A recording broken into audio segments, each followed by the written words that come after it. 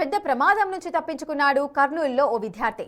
సిటీలోని అశోక్ నగర్ లో ఉంటున్న విద్యార్థి స్కూలుకు నడుచుకుంటూ వెళ్తుండగా ఒక్కసారిగా కరెంటు స్తంభం కూలిపోయింది. స్తంభం పడిపోవడాన్ని గమనించిన స్థానికులు కేకలు వేయడంతో విద్యార్థి నేర్పుగా పక్కకు తప్పుకున్నాడు. దీంతో ప్రాణాపాయం తప్పింది. ఈ ఘటన జరగడానికి 2 క్షణాల ముందు ఓ వ్యక్తి తన పిల్లలతో కలిసి అదే దారిలో వెళ్లాడు.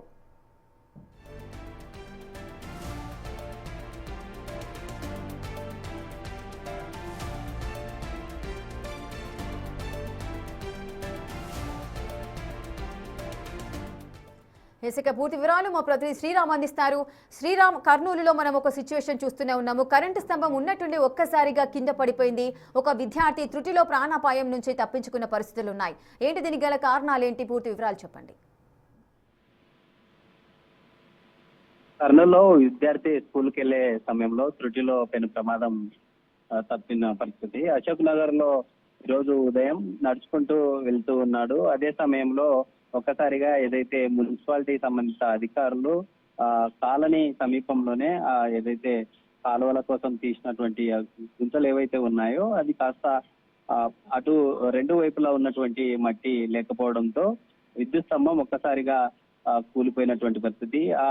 ఇరుగు పొరుగున ఉన్నటువంటి వారంతా కూడా కేకలు వేయడంతో విద్యార్థి ఎవరైతే ఉన్నారో అలర్ట్ అయ్యి మరి ఏదైతే ఆ స్తంభం పడే సెకండ్ల వ్యవధిలోనే తిరిగి వెళ్ళినటువంటి పరిస్థితి. అయితే అక్కడి నుండి పరుగులు తీసి పక్కకు వెళ్ళడంతో విద్యార్థికి ఏం కానటువంటి పరిస్థితి. ఈ ప్రజెంట్ ఏదైతే ఆ విద్యార్థి మీద పడే సమయంలో ఆ దృశ్యాలు ఏవైతే ఉన్నాయో ప్రజెంట్ సోషల్ మీడియాలో వైరల్ గా మారాయి. ఇప్పటికైనా అధికారులు ఏదైతే ఆ పనులు చేసే క్రమంలో పబ్లిక్ సంబంధించినటువంటి వారి బాగోగులు కూడా చూడాలి. ఇలా పనులు చేసే సమయంలో నిర్లక్ష్యం కారణంగానే ఇలా జరిగిందంటూ కూడా స్థానికంగా ఉండే కాలనీవాసులు ప్రభుత్వ అధికారుల తీరుపై మండిపడుతున్నారు.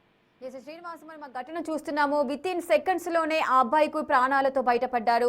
అదే దారిలో ఒక వ్యక్తి 2 పిల్లలతో కలిసి బైక్ పైన వెళ్తున్నారు. ఒకవేళ అదే వెళ్తున్న సమయంలోనే ఒకవేళ స్తంభం పడి ఉంటే మొత్తం 4 ప్రాణాలు కూడా అక్కడ పోయే పరిస్థితులు నెలకొన్నాయి.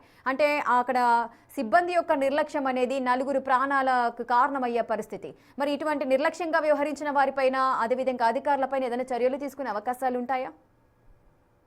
రేఖ, ఎందుకంటే నిత్యం రద్దీగా ఉన్నటువంటి అశోక్ నగర్ ఏరియా ఏదైతే ఉంటుందో ఆ మెయిన్ రోడ్ నుండి గల్లీలో మున్సిపాలిటీ అధికారులు చేపడుతున్న పనులు ఏవైతే ఉన్నాయో ఆ పనులకు సంబంధించినటువంటి అధికారులతో పాటు ఎవరైతే ఆ పనులను పర్యవేక్షిస్తున్న ఇంజనీర్లపై ఖచ్చితంగా చర్యలు తీసుకునే ఛాన్స్ ఉంటుంది. ఎందుకంటే ఒకసారిగా ఆ స్తంభం కూలే సమయంలో విద్యుత్ సరఫరా అవుతుంది. ఎవరు రాకపోవడం, ఒక్క విద్యార్థి మాత్రమే వచ్చే క్రమంలో స్థానికులు కేకలు వేయడంతో అంతటితోనే ఈ ప్రమాదం అంతటితోనే స్టాప్ అయినటువంటి పరిస్థితి. మనం చూస్తున్నట్లు ఆ బైక్ తో పాటు మిగతా వచ్చే సమయంలో ఎక్కువ మెంబర్స్ వచ్చే సమయంలో ఈ ఘటన జరిగి ఉంటే నిజంగా ఒక షాడు వార్తగా నిలిచిపోయినటువంటి పరిస్థితి. అయితే ఇప్పటికైనా ఇలాంటి ప్రాంతాలు ఏవైతే ఉంటాయో వాటిని మరమ్మతులు చేసే సమయంలో అధికారులు కూడా క్షుణ్ణంగా పరిశీలించి ఆ పబ్లిక్ బాగోగులు చూడాలంటూ స్థానికులు కోరారు. Right, thank you Sriram, thanks for the details.